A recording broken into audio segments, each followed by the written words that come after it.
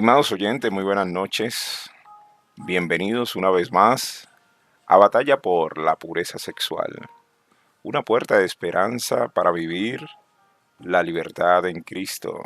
El tema de las miradas es un tema que internamente aquel hombre cristiano que está luchando contra este pecado ve su impotencia porque él dice, yo no quiero ver, yo no quiero pensar, yo no quiero hacer esto, sé que estoy ofendiendo a Dios y quiero evitarlo, pero ¿cómo hago?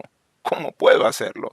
Y por otro, esa es su lucha interna, ¿no? Ahora, viene el problema externo con el cónyuge, con la cónyuge. Es un problema, ¿por qué? Porque muchos hombres llegan al curso diciendo, es que mi problema está en los ojos, yo no puedo evitar mirar. Lucho con eso, es un desespero con esto. A veces tengo victorias, pero otras veces no puedo. Y lo más grave, hermano Adrián, es que manifiestan. Cuando estoy con mi esposa, ella lo percibe, se da cuenta, y eso es un problema porque acongoja su alma, su corazón. O sea que aquí tenemos un tema bien complicado por parte de la persona que está luchando con el pecado y por otra parte, porque a través de este acto, pues obviamente no está amando a su cónyuge, no está amando a su esposa y es un deterioro porque la mujer se ve dañada, se ve perjudicada por aquel hombre que Dios ha puesto para que la ame, para que la cuide, para que la proteja.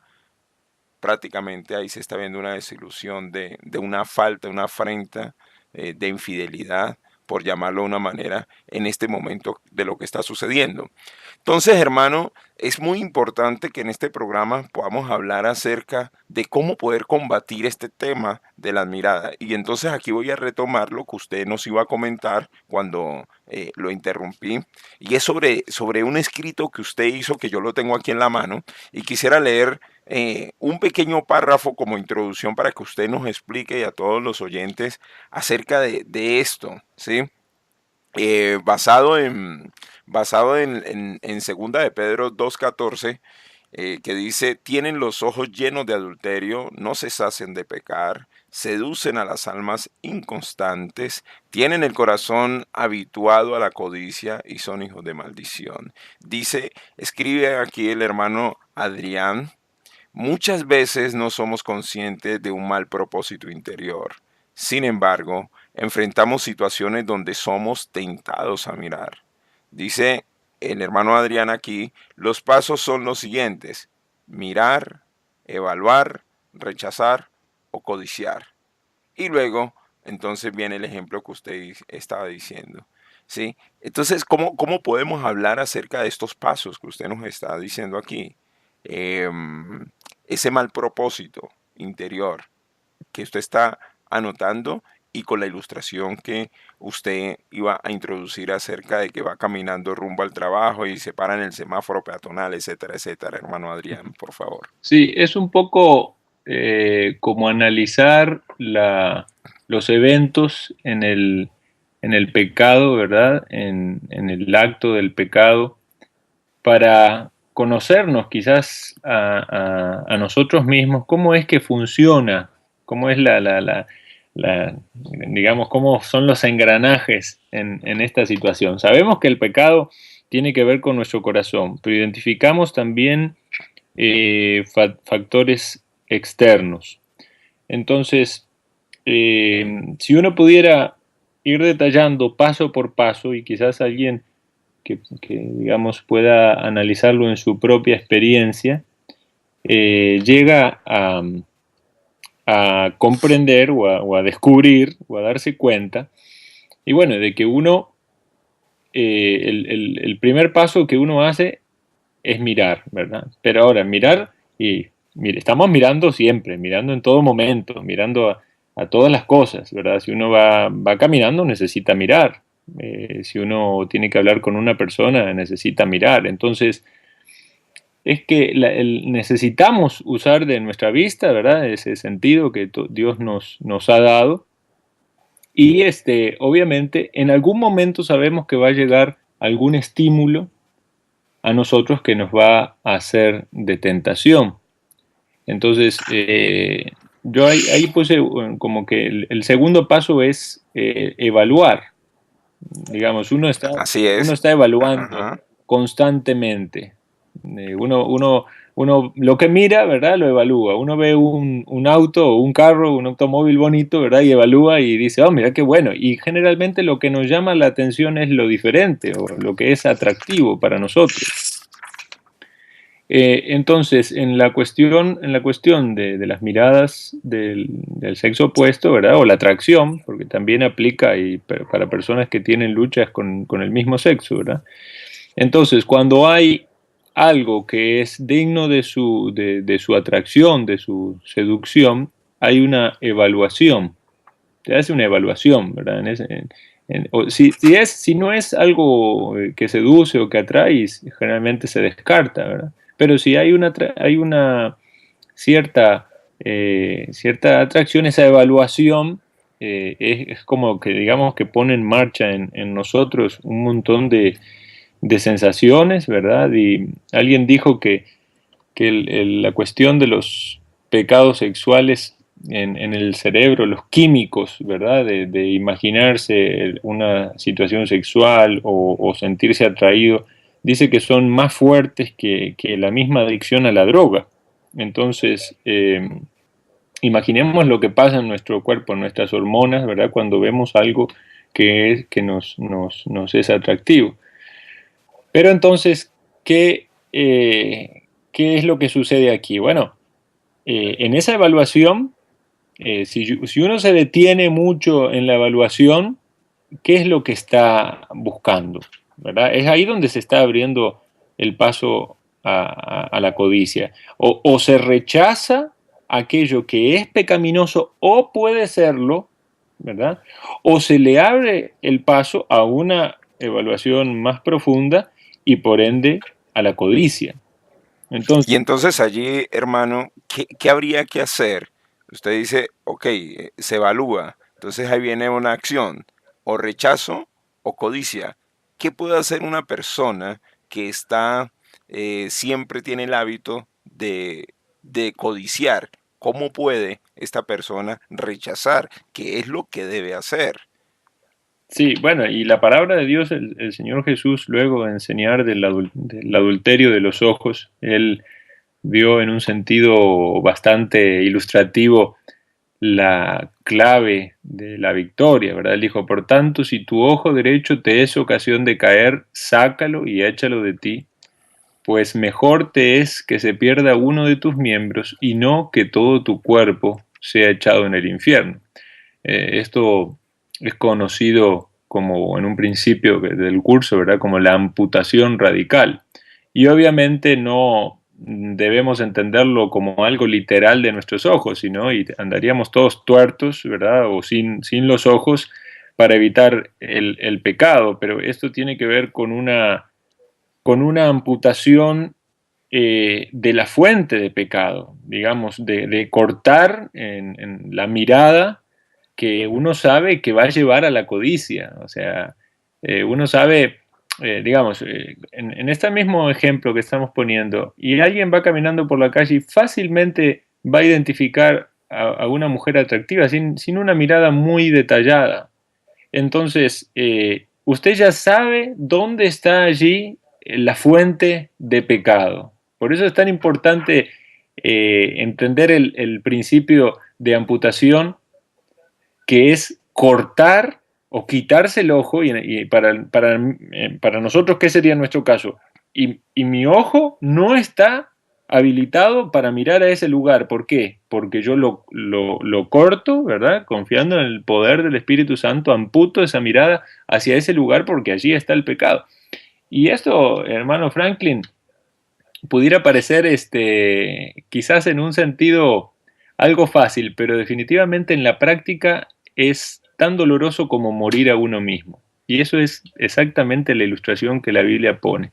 Si no morimos a nosotros mismos, ¿verdad? Si no estamos dispuestos a hacer morir nuestra carne, bueno, nuestro destino realmente es trágico, porque los que son de Cristo Han crucificado la carne con sus pasiones y deseos.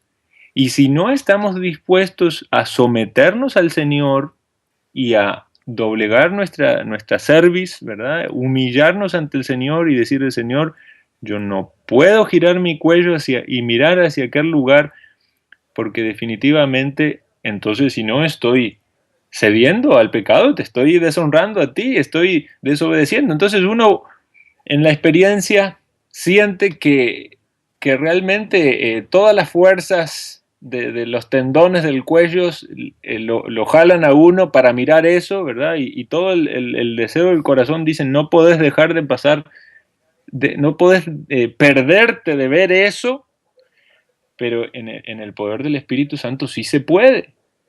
Claro Porque, que sí. porque eso no va a traer a mi vida paz, eso no va a traer a mi vida satisfacción. ¿Cuántas veces uno ha dicho, bueno, es que esta vez, pero esa vez no es una vez, son cientos de veces. Y eso que uno mira no es tan solo una simple codicia, es que cada vez uno quiere ver más. Por eso la adicción a la pornografía cada vez es algo más profundo y más feo y desagradable a los ojos de Dios, ¿verdad? No es simplemente y ver un rostro bonito, obviamente es ver mucho más y cada vez cosas más graves. Y definitivamente en la práctica implica negarse a uno mismo, tomar la cruz y seguir al Señor. Sí, y eso que usted está diciendo, ¿no? Esa parte de la degradación es como una espiral que se va degradando, que empieza como algo leve, pero después si no se combate, si no se amputa, como bien lo está diciendo usted, hermano, pues obviamente la persona queda presa del pecado. Me llama la atención muchísimo, hermano Adrián, sobre otro párrafo de este mismo escrito que usted hizo y que tiene que ver con cómo luchar verdaderamente con esto. Porque uno podría pensar, bueno, tengo que negarme a mí mismo, debo cambiar la mirada para otro lado, etcétera. Pero, ¿qué hay de Cristo? ¿Cómo Cristo, que fue hombre, pero que no cometió pecado, cómo podemos ver en la Biblia para poder imitarlo? Porque tenemos que ser imitadores de Cristo. Y me llama mucho la atención esta parte que usted escribió aquí en el artículo, que quiero leerlo para que usted nos explique a todos y a los oyentes, obviamente, sobre este asunto. Dice aquí el párrafo: ¿se puede mirar sin llegar a evaluar? Dice usted, hay situaciones donde tenemos que tratar con alguien y no podremos mirar para otro lado. Posiblemente serán situaciones más fuertes de tentación que desearíamos evitar si pudiéramos. ¿Qué haríamos entonces? Tenemos en la Biblia una enseñanza central para no caer frente a tentaciones como esta: la vida y el ejemplo de Cristo. Él habló con mujeres y sin duda las miró a los ojos con pureza. Los ojos de Jesús no se enfocaron en partes del cuerpo de ellas, no las evaluó en su atractivo físico. Él quería hacer la voluntad del Padre y eso incluía en muchas oportunidades tratar con mujeres. La mujer samaritana, Marta, María, la mujer que ungió sus pies con perfume, María Magdalena y otras. Y su mirada fueron santas en todo el tiempo. ¿Qué podemos entonces nosotros, como hombres y mujeres, tener como principio básico el imitar a Cristo en este sentido, hermano Adrián? Así es, hermano. Hay una tendencia en algunos de nuestros pecados a los cuales nos hemos acostumbrado. Entonces, cuando el Señor llega a nuestra vida o cuando somos de algún modo guiados por la gracia del Señor a madurar en cuestiones de nuestra santidad, necesitamos cambiar nuestros parámetros. Digamos, la persona y que luchó con las bebidas alcohólicas ya aprendió que hasta en el supermercado debe andar lejos de ciertos sectores para no ser tentado a lo que va a comprar, ¿verdad? Aquel que frecuentaba prostitutas o rameras sabe a qué parte de la ciudad no debe ir, ¿verdad? Porque iba a ser tentado. Y en esta área también hay ciertos parámetros que deben ser corregidos y uno de esos es que nos hemos acostumbrado a mirar y a evaluar desde el punto de vista de la atracción sexual. Como hombres somos muy críticos y evaluadores, ¿verdad? Entonces, en base a nuestra evaluación va a ser la intensidad de nuestra codicia, la amplitud de nuestra lujuria. Pero podemos pedirle al Señor y clamar al Señor para que no sea así. Podemos, digamos, si uno sale a testificar de Cristo, sale a predicar el Evangelio, aún en ese momento uno pudiera ser tentado a mirar a una mujer y codiciarla.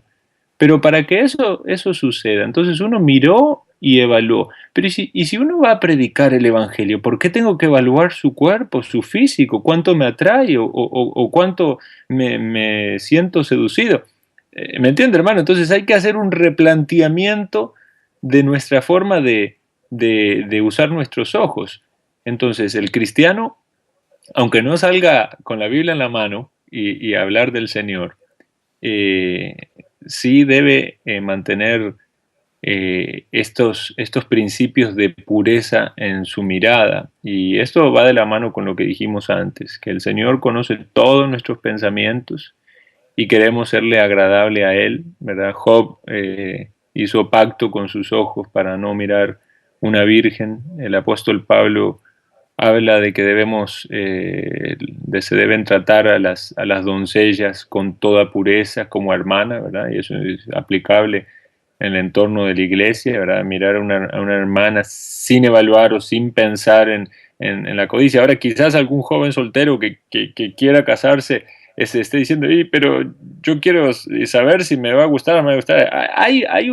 Uno entiende, ¿verdad? Que hay una cierta atracción, pero fácilmente se traspasa la línea de la evaluación y la codicia. Entonces, ¿cómo debe vivir un cristiano? Bueno, como usted decía, hermano, siguiendo el ejemplo del Señor Jesucristo y sobre todo viviendo por la fe la vida de Cristo en uno. El apóstol Pablo también decía, ya no vivo yo, mas vive Cristo en mí. Y lo que ahora vivo en la carne, lo vivo en la fe del Hijo de Dios, el cual me amó y se entregó a sí mismo por mí. Entonces, Cristo vive en mí, ¿verdad? Pero en mi práctica y vivo yo, sí, vivo yo, pero Cristo vive en mí, es una paradoja, ¿verdad?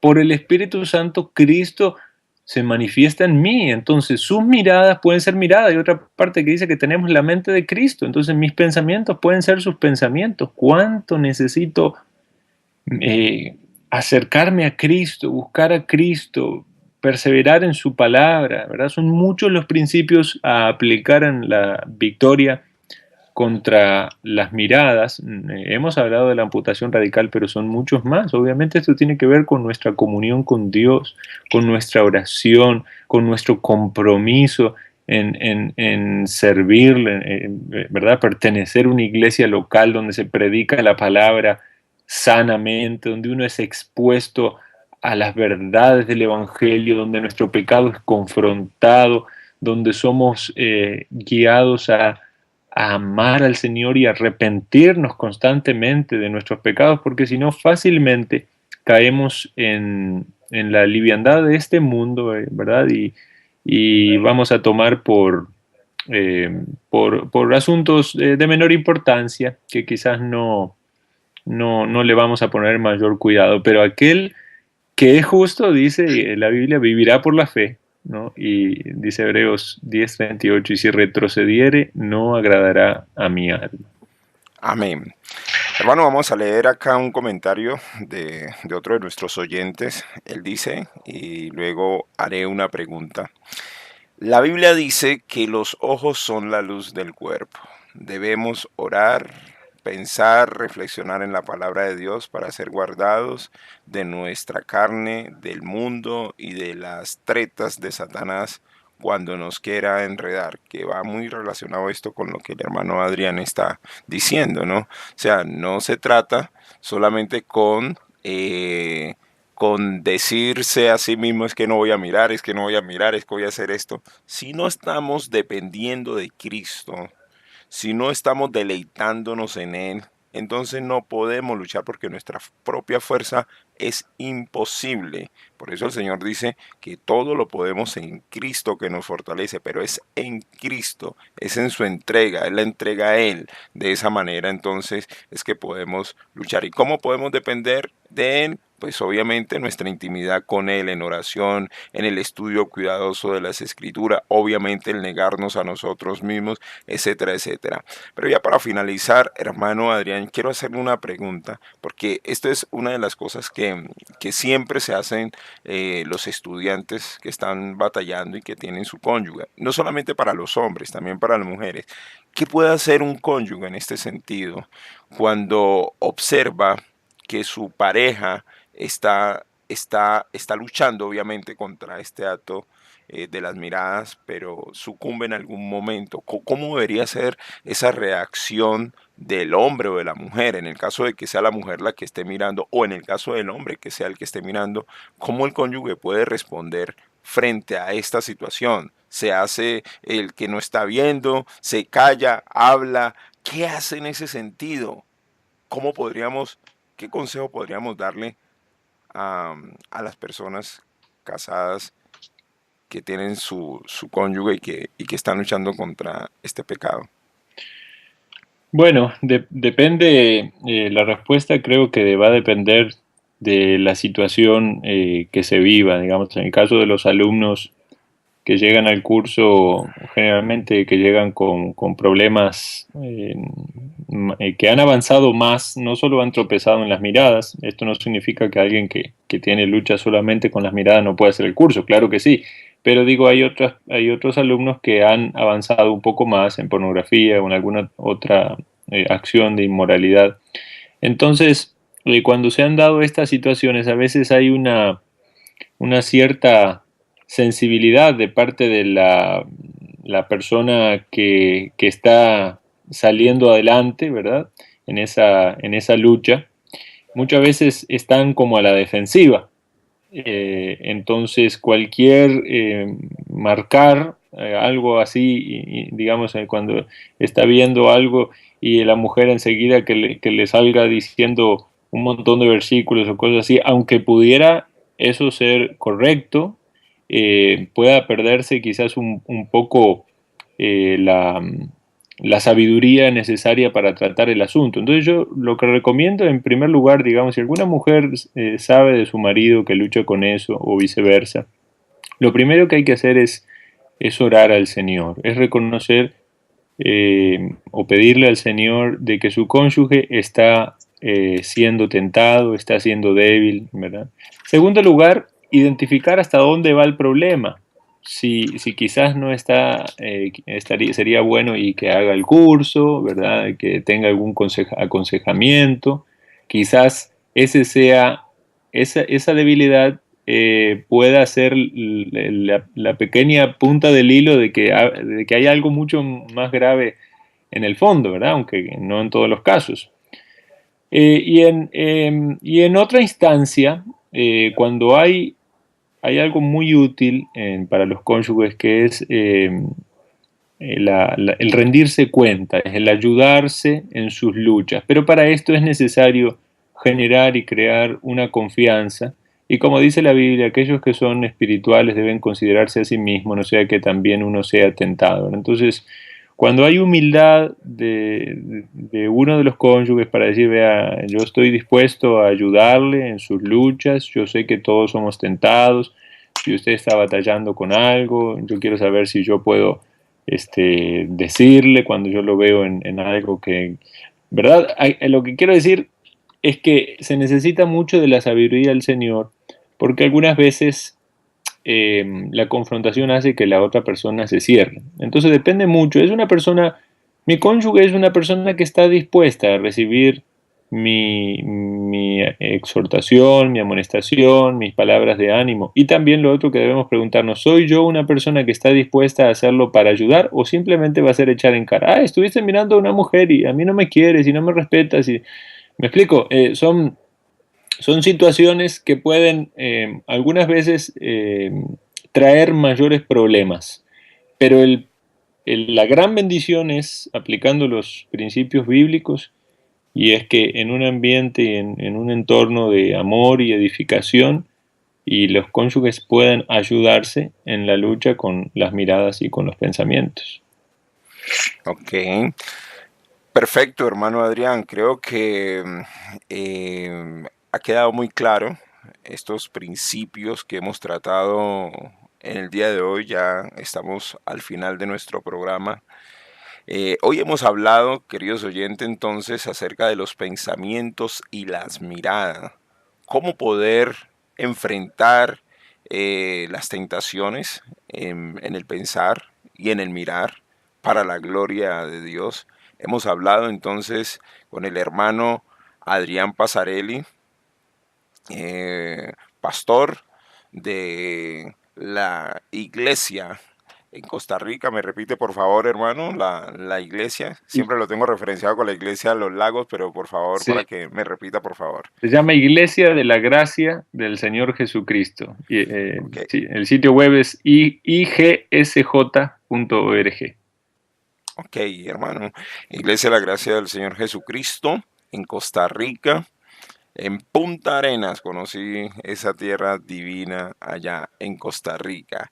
Hemos hablado entonces acerca de la renovación de la mente, del origen digamos, del pecado que está en el mismo corazón del hombre, de ahí es donde sale, pero que también debemos tener en cuenta los parámetros bíblicos que el Señor nos da, como el amputar radicalmente el pecado, cómo poder sumergirnos en el Señor, deleitarnos en Él a través de su palabra, de la oración, de la lectura cuidadosa de las escrituras.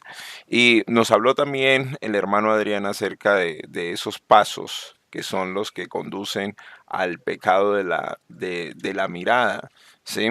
Entonces, bajo estos aspectos hemos hablado de un tema muy importante que hoy no solamente es un problema mayor para el hombre que está luchando contra los pecados de la inmoralidad sexual, sino que eso también involucra a la pareja, al cónyuge, y que por lo tanto al final, como conclusión, eh, que debemos entender que debemos imitar a Cristo, cómo Él procedió, y poder nosotros desde esa instancia aplicarnos a nosotros mismos el Evangelio para poder salir avante de esta situación.